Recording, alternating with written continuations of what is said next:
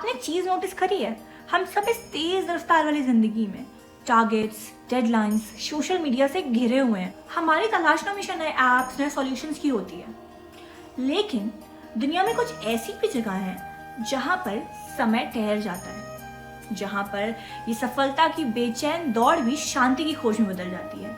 हम बात कर रहे हैं देवभूमि उत्तराखंड की, जो सिर्फ अपने सुंदर पहाड़ों और वादियों की वजह से नहीं, बल्कि अटूट श्रद्धा और अद्भुत शक्ति की वजह से जाना जाता है।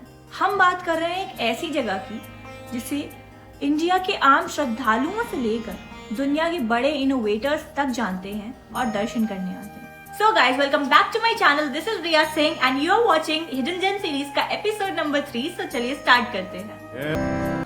नीम करौली बाबा, जिसे दुनिया नीम करौली बाबा और महाराज जी के नाम से भी जानती है, उनका असली नाम लक्ष्मण नारायण शर्मा, जिनका जन्म 1900 के आसपास उत्तर प्रदेश के फिरोजाबाद जिला के अकबरपुर गांव में एक ब्राह्मण परिवार में हुआ था। बचपन से ही उनके अंदर भक्ति का बीज था, इसीलिए बहुत ही छोटी उम्र में उन्होंने साधुओं की तरह घूमना शुरू कर दिया। कभी हिमालय की तरफ, कभी अलग अलग आश्रमों में, और फिर कभी कुछ समय के लिए वापस घर। परिवार के दबाव में आके उन्होंने शादी भी कर ली, उनके कुछ बच्चे भी हुए, लेकिन उनका मन हमेशा भक्ति में ही लगा रहता था। उनके मन को हमेशा तपस्या और सेवा ही भाती थी, जिसने आगे चलकर उन्हें एक महान संत बना दिया। ये लक्ष्मण नारायण शर्मा से नीम करौली बाबा नाम आखिर पड़ा कैसे, इसके पीछे बहुत ही चमत्कारी घटना जुड़ी हुई है। जब बाबा नीम करौली गांव के पास में ट्रेन में फर्स्ट क्लास कंपार्टमेंट में ट्रैवल कर रहे थे, तो एक टिकट चेकर आया और उसने उन्हें देखा, और देख के उसने उन्हें प्लेटफॉर्म पे उतार दिया। फिर जब ट्रेन स्टार्ट करी गई तो ट्रेन स्टार्ट ही नहीं हुई। इंजन तो स्टार्ट हो रहा था, बट ट्रेन स्टार्ट नहीं हो रही थी। ट्रेन चेक करवाई गई, बहुत बार चेक करवाई गई, कोई भी रीजन नहीं निकल रहा था, कोई ग्लिच नहीं था ट्रेन में, बट ट्रेन स्टार्ट नहीं हो रही थी।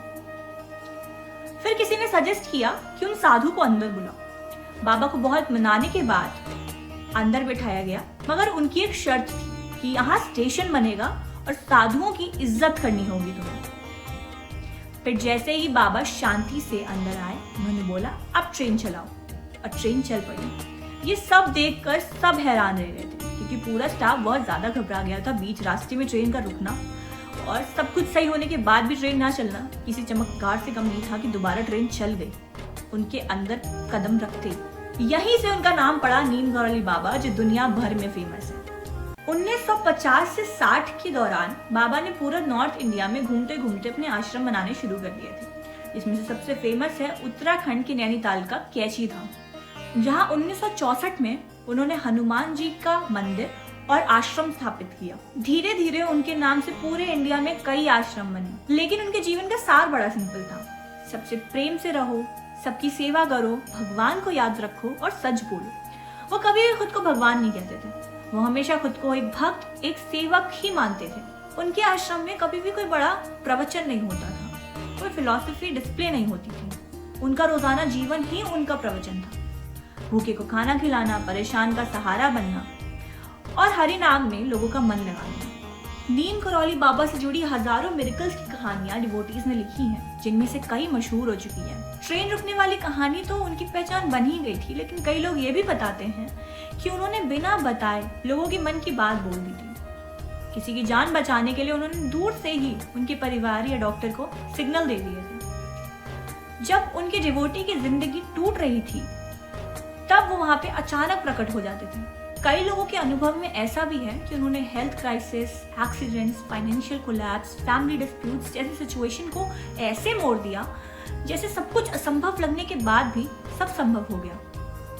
और डिवोटीज इसे उनकी डिवाइन इंटरवेंशन मानते हैं। उनका प्रभाव सिर्फ इंडिया तक सीमित नहीं था। 1960s से 1970s के बीच में कई वेस्टर्न सीकर्स इंडिया आए और उनसे जुड़े, जिनमें से सबसे फेमस नाम है रामदास AKA रिचर्ड अल्फर्ड का, जिन्होंने उनके ऊपर मिरेकल्स ऑफ लव जैसी किताब लिखकर उनका नाम पूरे दुनिया में पहुंचाया। आज भी कई रिपोर्ट्स और इंटरव्यूज में ये आता है कि टेक आइकन स्टीव जॉब्स अपनी यंग एज में इंडिया आए थे और उन्होंने नीम करौली बाबा को ढूंढने की कोशिश की थी। जब मार्क अपने लाइफ के सबसे टफेस्ट बैटल लड़ रहे थे, तब स्टीव के कहने पर वो इंडिया आए उन्होंने कैची धाम में अपने कुछ दिन बिताए और वो उस टाइम को अपने करियर का टर्निंग पॉइंट मानते हैं। इस तरह एक छोटे से हिमालयन रीजन के संत का नाम सिलिकॉन वैली तक जा पहुंचा और लोग इसे saint behind the spiritual side of tech leaders के नाम से रिफर करने लगे। सितंबर 1973 ये वो टाइम है जब नीम करौली बाबा का शरीर अंतर्धान हुआ। जब वो आगरा से कैची धाम वापस आ रहे थे तभी रात में उनकी तबीयत बिगड़ी। उनकी डायबिटिक कॉम्प्लिकेशंस और चेस्ट पेन की वजह से उन्हें वहीं उतरना पड़ा। उनको वृंदावन के एक हॉस्पिटल में एडमिट करवाया गया जहां उन्होंने महासमाधि ली। आश्रम के सोर्सेज और डिवोटीज के मुताबिक उनके आखिरी शब्द जय जगदीश हरे जैसे भक्ति भरे शब्द थे। उनका समाधि मंदिर वृंदावन के कॉम्प्लेक्स में स्थापित है जहाँ पे आज भी कई लोग आते हैं, दर्शन लेते हैं, मेडिटेशन करते हैं और कुछ लोग ये भी क्लेम करते हैं कि बाबा उनके सपने, उनकी इनर वॉइस के जरिए उनको गाइडेंस, हीलिंग और प्रोटेक्शन प्रोवाइड करते हैं। इसीलिए उनके फॉलोअर्स के लिए नीम करौली बाबा सिर्फ एक इतिहास नहीं बल्कि जीवित अनुभव का नाम है।